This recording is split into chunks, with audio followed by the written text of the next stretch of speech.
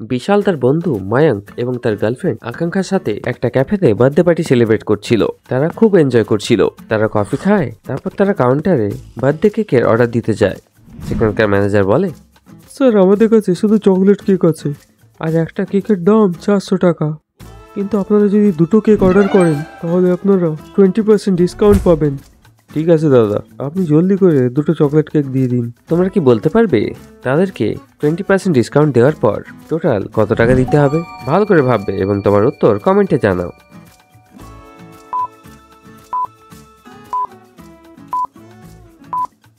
একটা চকলেট কেকের দাম 400 টাকা, তো দুটোর হয়ে যাবে 800 টাকা, এবং 800 টাকার 20% হয়ে যাবে 160, অর্থাৎ তারা 160 টাকা ডিসকাউন্ট পাবে। তাহলে তাদেরকে দিতে হবে 640 টাকা। কিছুক্ষণ পরে সেখানকার ওয়েটার টেবিলে কেক রেখে দেয়। বিশাল কেক কাটে, তারপর তারা কেক খেয়ে একে অপরের গালে লাগাতে থাকে। কিন্তু তখনই হঠাৎ বিশালের মাথা ঘোরাতে শুরু করে এবং সে নিচে পড়ে যায়। ময়ঙ্ক এবং আকাঙ্ক্ষা তখনই তাকে ধরে চেয়ারে বসিয়ে দেয়, কিন্তু বিশাল অজ্ঞান হয়ে গেছিল। ক্যাফের ম্যানেজার তখনই বিশালকে গাড়িতে নিয়ে হসপিটালের উদ্দেশ্যে রওনা হয়। ময়ঙ্ক এবং আকাঙ্ক্ষাও গাড়িতে বসে যায়। ক্যাফে থেকে হসপিটাল পৌঁছানোর 3টে রাস্তা ছিল। প্রথম রাস্তা চেতক ব্রিজ দিয়ে যায়, আর এখান থেকে হসপিটাল শুধুমাত্র 4 কিলোমিটার দূরেই আছে। দ্বিতীয় রাস্তা MLB রোড দিয়ে যায়, কিন্তু এই রাস্তাটা 5 কিলোমিটার লম্বা, কিন্তু এই রাস্তায় কোনো ট্রাফিক নেই। তৃতীয় রাস্তা পান্ত কলোনি দিয়ে যায়। এটা সবচেয়ে শর্টকাট রাস্তা, কিন্তু এটা সিঙ্গেল ওয়ে রোড, কিন্তু যদি সামনে দিয়ে কোনো গাড়ি আসে তাহলে সেখানে আটকে যেতে পারে। তো ভাবো এবং আমাকে বলো, এই 3টের মধ্যে খুব তাড়াতাড়ি পৌঁছানোর জন্য তারা কোন রাস্তাটা বেছে নেবে?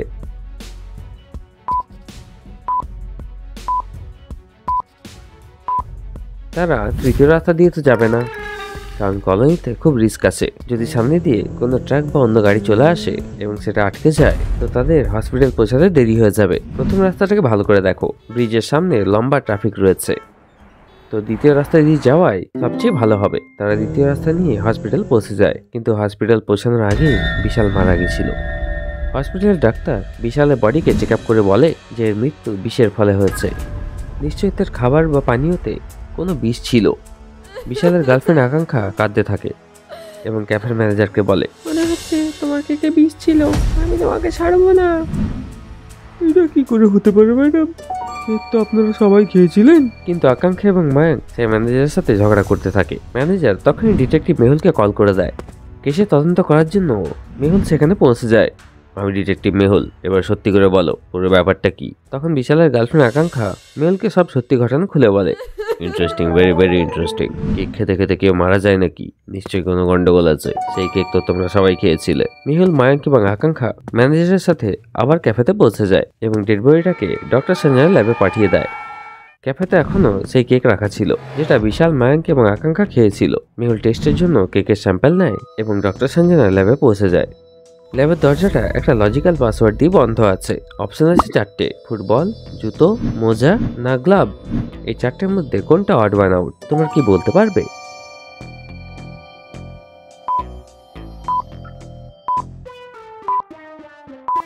ফুটবল, জুতো এবং মোজা এই 3টে পায়ের সাথে জড়িত, কিন্তু গ্লাভসের কানেকশন হাত দিয়ে, সেটা অড ওয়ান আউট হয়ে যাবে। মেহুল গ্লাভসের বাটন প্রেস করে এবং ল্যাবের ভেতরে চলে যায়।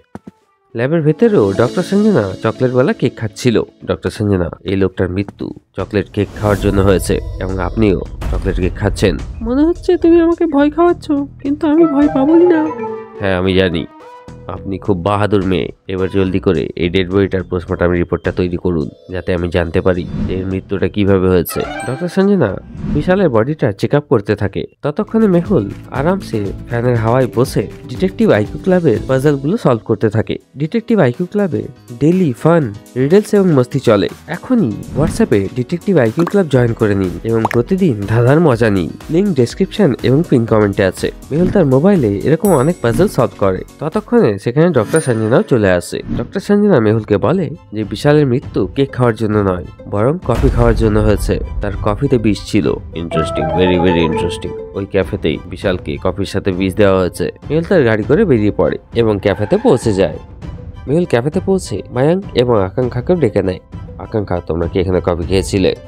হ্যাঁ স্যার, কেক কাটার আগে আমরা 2 কাপ করে কফি অর্ডার করেছিলাম। ম্যানেজার, তুমি সত্যি করে বলো তুমি কফিতে বিষ কেন মিশিয়েছো? স্যার, আমি কফিতে বিষ মিশাইনি, আমি তো কফিতে হাতও দিইনি।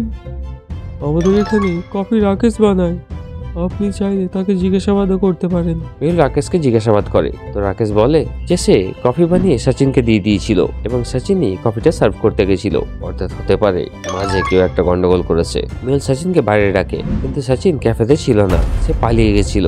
ম্যানেজার, আমি তোমাকে বলেছিলাম যতক্ষণ কেসের তদন্ত না হয় কাউকে এখান থেকে যেতে দেবে না। আপনি সচিনকে কি করে যেতে দিলেন? স্যার, আমি যখন বিশালকে নিয়ে হসপিটাল গেছিলাম সেই সময় থেকে সচিন গায়েব আছে। মেহুল ম্যানেজারের কাছ থেকে সচিনের অ্যাড্রেস নেয়, কিন্তু সচিনের একটা নয় 3টে অ্যাড্রেস ছিল।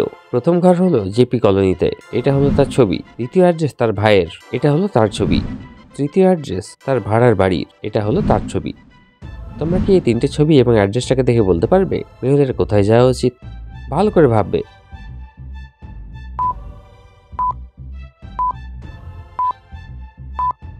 সচিনের তৃতীয় অ্যাড্রেসের বাইরে একটা বোর্ড লাগানো আছে, যেটাতে লেখা আছে বাস স্ট্যান্ড 1 কিলোমিটার দূরে। অর্থাৎ সচিন এই অ্যাড্রেসেই গেছে, যাতে সে তার সব জিনিসপত্র নিয়ে বাস ধরে শহরে চলে যেতে পারে। কিন্তু মেহুল বদমাইশের বদমাস, তখন সে শহরের বর্ডারের চৌকিতে সচিনের ছবি এবং সব ডিটেলস দিয়ে দেয়। কিছুক্ষণ পরে মেহুলের কাছে কল আসে এবং পুলিশওয়ালা বলে যে সচিন শহর থেকে বাইরে যাওয়ার বাসে বসে আছে এবং সে তার চেহারা ঢেকে নিয়েছে, কিন্তু চেকিং এর সময় পুলিশ তাকে ধরে ফেলে। তুমি ওকে ধরে রাখো, আমি এখনই ওখানে আসছি। মেহুল তখনই পুলিশ চৌকির উদ্দেশ্যে রওনা হয়।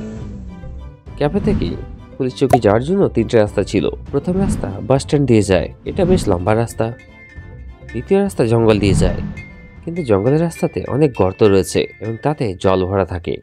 তৃতীয় রাস্তা নদী দিয়ে যায়, এটা সবচেয়ে শর্টকাট রাস্তা, কিন্তু নদীর উপরে তৈরি পুলে জল বইছে, এখান দিয়ে যাওয়া বেশ রিস্কের হতে পারে। তো ভাবো এবং আমাকে বলো মেহুল কোন রাস্তাটা নেবে। ভালো করে ভাববে।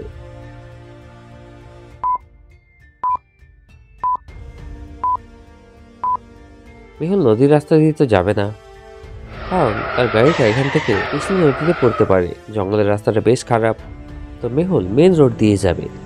মেহুল শহরের বর্ডারের চৌকিতে পৌঁছে যায়, সেখানে পুলিশ সচিনকে ধরে রেখেছিল। এবার সত্যি করে বলো, তুমি বিশালের কফিতে বিষ কেন মিশিয়েছিলে? তখন সচিন বলে যে তাকে মায়াঙ্ক বলেছিল এবং টাকাও দিয়েছিল। Interesting, very very interesting. উনি আমার সামনেই ছিল, আমি তাকে ধরতে পারিনি। কিন্তু তখনই সে ক্যাফেতে চলে যায়, যেখানে সে মায়াঙ্ক এবং আকাঙ্ক্ষাকে ছেড়ে এসেছিল, কিন্তু সেখানে শুধু আকাঙ্ক্ষাই বসেছিল। মায়াঙ্ক সেখান থেকে পালিয়ে গেছিল। আকাঙ্ক্ষা, তোমার বন্ধু মায়াঙ্ক কোথায়? স্যার, তার খিদে পেয়েছিল তাই খাবার খেতে চলে গেছে, কিছুক্ষণ পরেই ফিরে আসবে।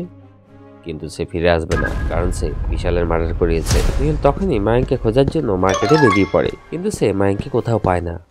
কিছু দিন হয়ে যায়, কিন্তু মায়াঙ্ককে পাওয়া যায় না। তারপর একদিন মেহুলের খাবরি মেহুলকে একটা ছবি পাঠায়, যেখানে মায়াঙ্ক এবং আকাঙ্ক্ষা একটা হোটেলে খাবার খাচ্ছিল। Interesting, very very interesting.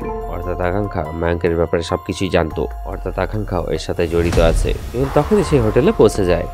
তারপর আকাঙ্ক্ষা এবং মায়াঙ্ককে ধরে ফেলে। আকাঙ্ক্ষা, তুমি আমাকে মিথ্যা কথা কেন বললে? এবার সত্যি করে বলো, সত্যিটা কি?